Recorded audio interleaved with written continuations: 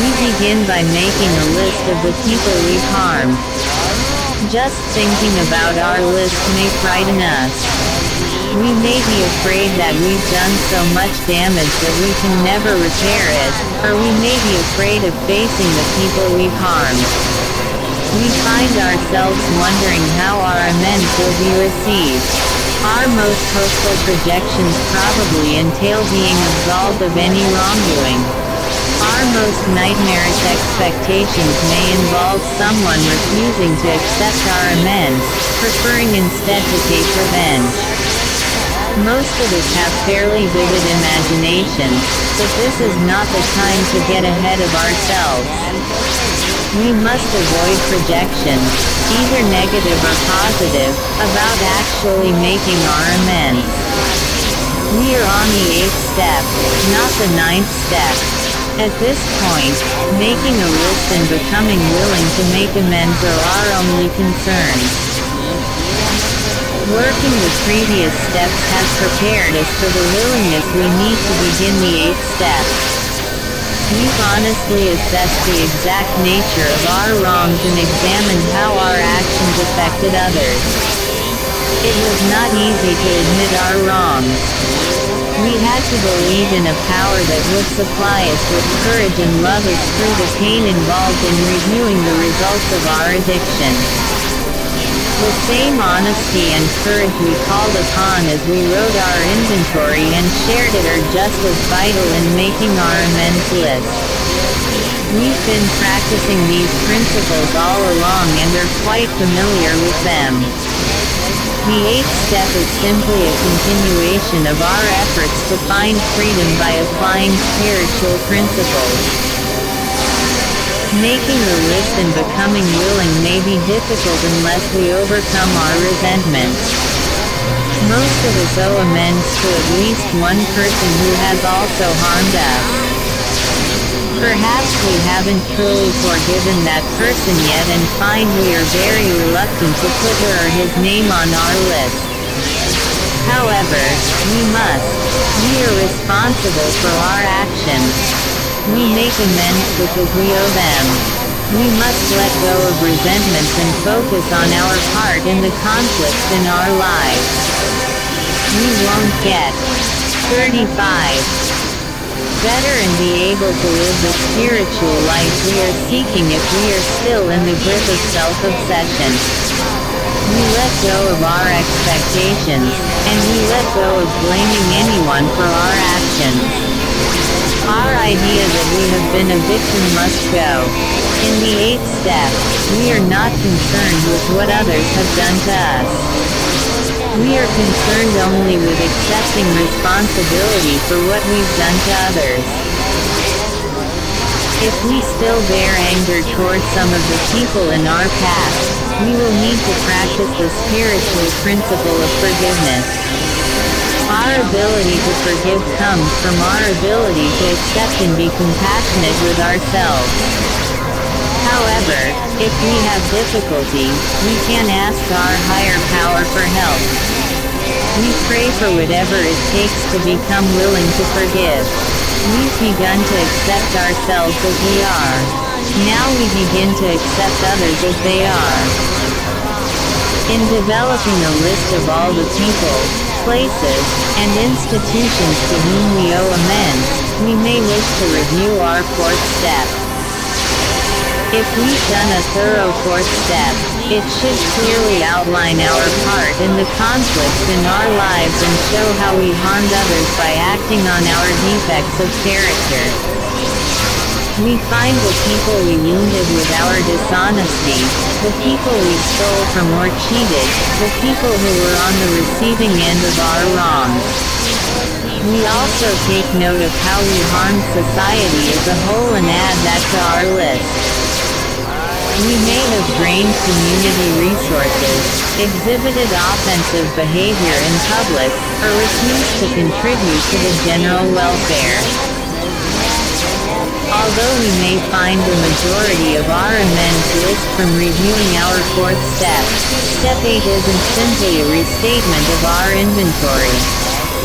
We are now looking for the people, places, and institutions we harmed, not just the types of harm we inflicted. We didn't just lie, we lied to someone. We didn't just steal, we stole from various people. The writing we did on our fourth step is not the only source of help we will be given in compiling our amends list. Our sponsor can also help us. When we shared our inventory, our sponsor helped us focus on the exact nature of our wrongs. Our sponsor's insight helped us see how we had wounded people by acting on our character defects. That same insight will now help us determine who actually belongs on our amends list. Many of us had trouble seeing how we had harmed ourselves and may have been surprised when other addicts suggested that we add our own name to the list. Many of us have gone to extremes in matters of accepting responsibility for ourselves. Some of us have had a tendency to deny any responsibility, while others have taken on total blame for every disagreement. As we talk with our sponsor and other addicts, our flawed perceptions begin to fall away and we find the clarity we need to work the 8th step. With the help we have received, we start to develop a realistic view of where our responsibilities truly began and ended. Before we proceed in making a list, it is important that we understand what the word harm means in the context of the 8th step. We may be inclined to think of harm only in terms of physical suffering. However, there are many different forms of harm, causing mental anguish, property damage or loss, inflicting long-lasting emotional scars, betraying trust, and so forth. Though we may exclaim, "But I never meant to hurt anyone." This is beside the point. We are responsible for the harm we caused no matter what our intentions were. Any time when people were hurt in any way because of something we did, they were harmed. To gain a better understanding of how we may have harmed people, we may want to put ourselves in their shoes. If we can imagine what it felt like to be the victim of our reckless disregard for those around us, we shouldn't have any trouble adding those names to our list. 36. In addition to understanding what harm means, we also need to understand what make amends means. This step does not say that we become willing to say we're sorry, although that may be a part of our amends. Most of the people we've hurt have probably heard us say, "I'm sorry," enough to last a lifetime. In truth, we are becoming willing to do anything possible to repair the damage we've done, particularly by changing our behavior. There may be instances in which we inflicted harm so severe that the situation simply can't be set right. This may be readily apparent as we look at our relationships with those who have been in our lives for quite some time. Over the years, we have involved our families, partners, and long-term friends in one painful situation after another. Even though we can't undo the past, our experience has shown that we still need to look at what we've done and acknowledge the damage we've caused. Despite the impossibility of changing what happened, we can start to make amends by not repeating the same behavior. Accepting the harm we caused, being truly sorry, and becoming willing to go to any lengths to change is a painful process. But we need not fear our growing pains, for our acknowledgement of these truths helps us continue our spiritual awakening. Simply accepting the harm we caused increases our humility. Being truly sorry is a clear indication that our self-centeredness has diminished. willing to go to any lengths to change. We are newly inspired. Some of our willingness will come about simply by writing our amends list. We will have the opportunity to face the harm we've done.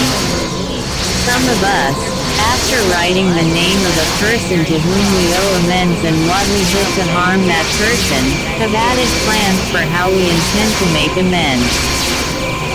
Planning how we are going to make amends may help increase our willingness as we see that we do have the potential to repair the harm we've caused. We want to become willing to make the amends we owe, and we do whatever it takes to gain that willingness. If we find ourselves engaging in debates with ourselves or getting caught up in assessing the exact level of willingness we need, we can lay these counterproductive thoughts aside by making a conscious decision to pray for willingness. We may still be slightly hesitant, but we do the best we can.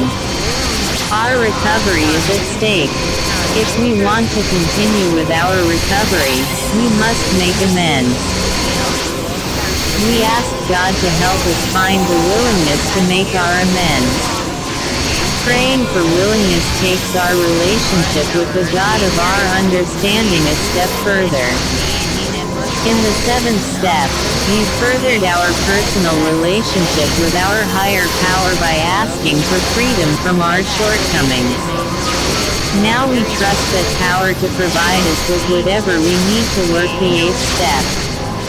Our commitment to recovery includes becoming ready to go as far as we must. A higher power is working in our lives, preparing us to be of service to others. The changes brought about by that power are evidenced by our changing attitudes and actions. We are developing the ability to choose spiritual principles over character defects and recovery over addiction. We have a fresh outlook on life, and we know that we are responsible for what we do. We no longer feel constant regret over the harm we caused in the past. Simply understanding how badly we've hurt people, being truly sorry for the pain we've caused, and becoming willing to let them know of our desire to make things right are the keys to freedom from our past. Though we have yet to make peace with others, we've come a long way toward making peace with ourselves. With our new perspective, our trust in the God of our understanding, and our willingness, we go on to step 9. 37. Step 9. 38. We made direct amends to such people wherever possible, except when to do so would injure them or others. Now that we are willing to make amends to all the people we've harmed, we put our willingness into action by working the 9th step. We're involved in a process that takes us from awareness of our wrongs and the conflicts they've caused, to a growing freedom from those conflicts and toward the serenity we are seeking. This process has called on us to examine our lives, identify our character defects, and become aware of how we harmed others when we acted on those defects. Now we must do everything we can to repair the harm we've caused. We have our 8th step list, and we know what we have to do. However, knowing and doing are two different things. We may have a perfectly good plan for making our amends, but, when the moment arrives, find ourselves overwhelmed by fear and feel unable to go on. We may be afraid of how our amends will be received. We may be worried that someone will retaliate. On the other hand, we may be harboring a secret hope that we will be excused from our responsibilities. We cannot base our willingness on the expectation that we won't actually have to make restitution. For each of our amends, every possibility exists, from being held fully accountable to being completely excused. We must be willing to follow through, regardless of the potential outcome. Once again, with the help of our higher power, we simply have to walk through our fear and go on. We must be courageous when we work this step. Though the prospect of making amends may frighten us, we turn to the God of our understanding for strength. Our higher power is with us as we make each of our amends. We rely on the presence of that power, no matter how scared we are about approaching the people we have harmed. We may hesitate, fearing other people won't accept us as readily as our fellow non-members have. However, we have found that recovering addicts don't hold a monopoly on kindness or forgiveness. Other people are capable of accepting us as we are and understanding our problems. But whether they are willing to accept us or not, we must go on with making our amends to them. The risk we take is sure to be rewarded with increased personal freedom. The spiritual principles of honesty and humility that we've learned in earlier steps are invaluable to us in the 9th step. We would never be able to approach the people to whom we owe amends in the spirit of humility if we hadn't been practicing these principles before now. The honest examination we use to write our inventory and make our admissions, the ego deflation brought about by our work in the 6th and 7th steps, and the realistic look at how we harmed others have all worked together to increase our humility and provide us with the motivation needed to work the 9th step.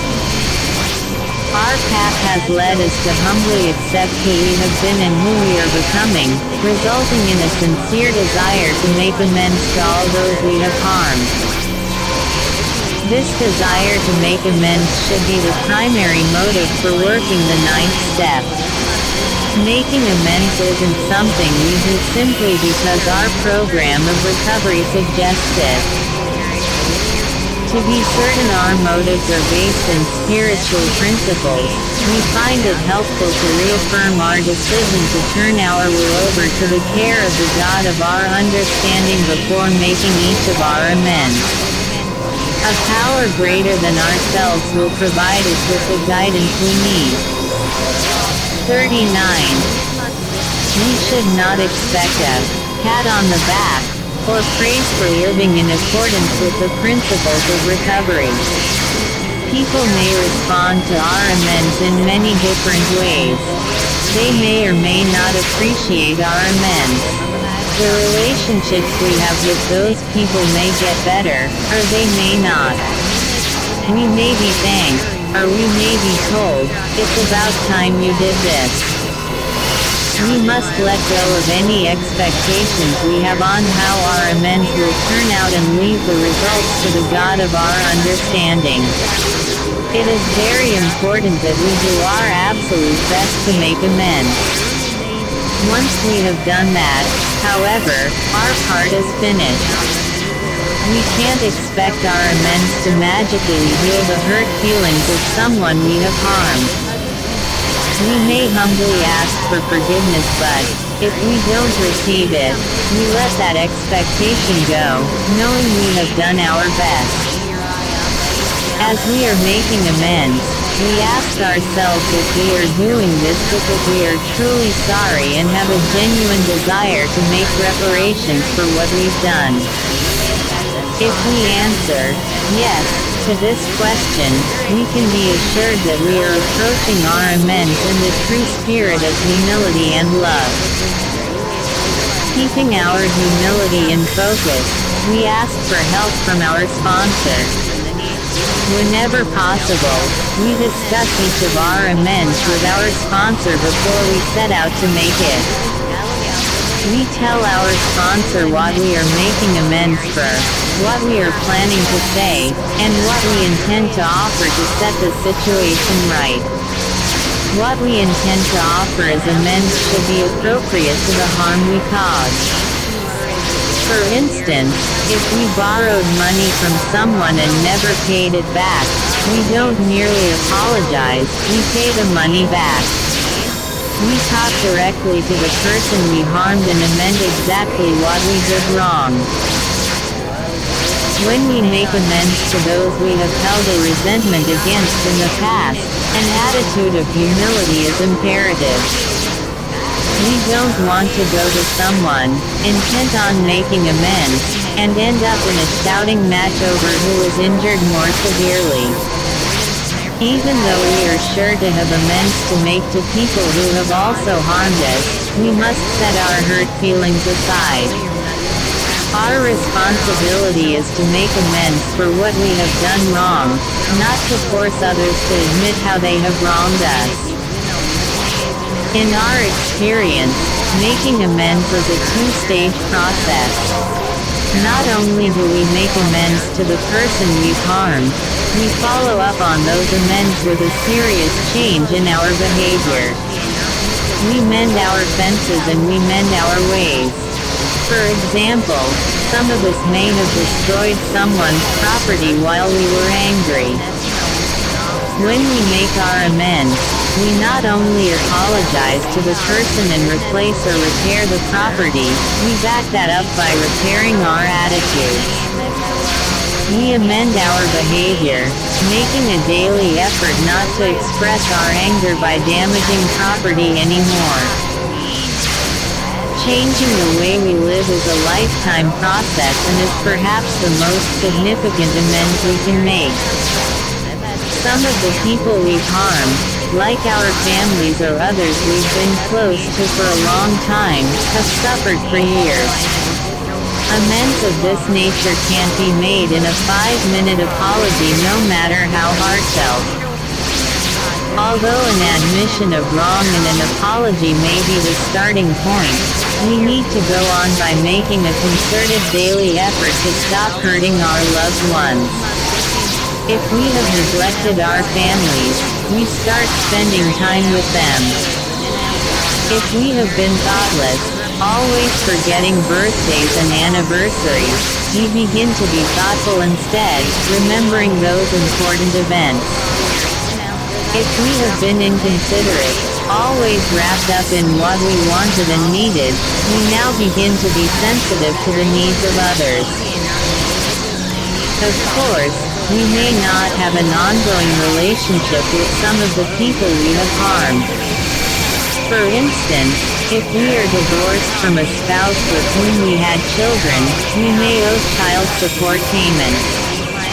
Making such amends does not require that we rekindle an emotional 40. Relationship with our ex-partner. Remembering that our obligations are more than financial, we can work out a mutually acceptable plan to fulfill those obligations to our children. Because the action we take in this step can have a profound impact on other people, we don't want to just carelessly step out and start making our amends without first discussing them in detail with our sponsor. Some of us have felt compelled to make our amends on an impulse, just to ease our own conscience. However, we usually ended up doing more harm than good. Suppose that, in our fourth step, we wrote about people we had secretly resented for years. Unbeknownst to those people, we had ridiculed, judged, and condemned them or otherwise defamed their character to others. Because all that character assassination was taking place behind those people's backs, do we now go to them and confess? Certainly not. The ninth step is not designed to clear our conscience at the expense of someone else. Our sponsor will help us find a way to make appropriate amends without causing additional harm. Though it seems obvious that we wouldn't make direct amends in a situation where we would injure someone, we may find that we have questions about how to make Direct amends when the person to whom we owe them is deceased, impossible to find, or lives thousands of miles away. There are many ways to make effective direct amends without doing it in person. If someone to whom we owe amends is deceased, we may find it very effective to write a letter saying everything we would say if the person were still alive. Then, perhaps, we may read that letter to our sponsor.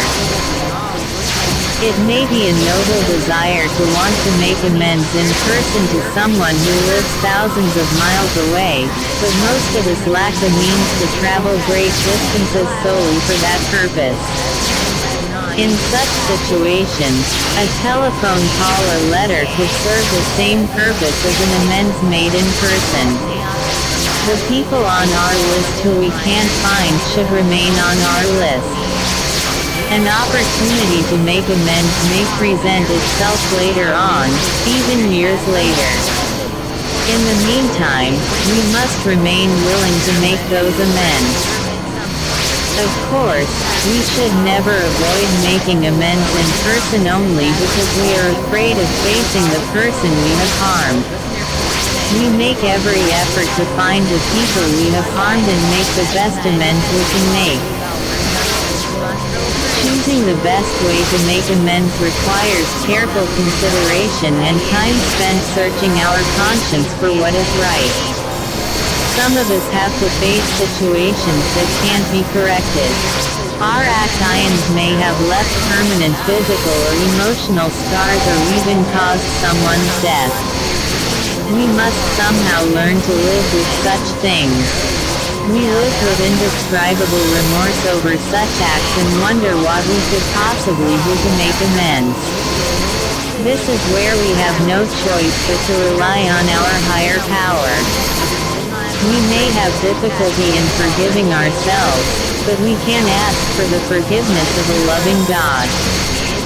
We sit down, become quiet in the presence of our higher power, and ask for guidance in what we should do.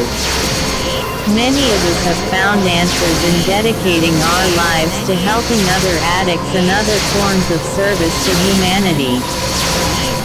There are no easy answers for problems like these. We simply do the very best we can, relying on our sponsor and the God of our understanding for guidance.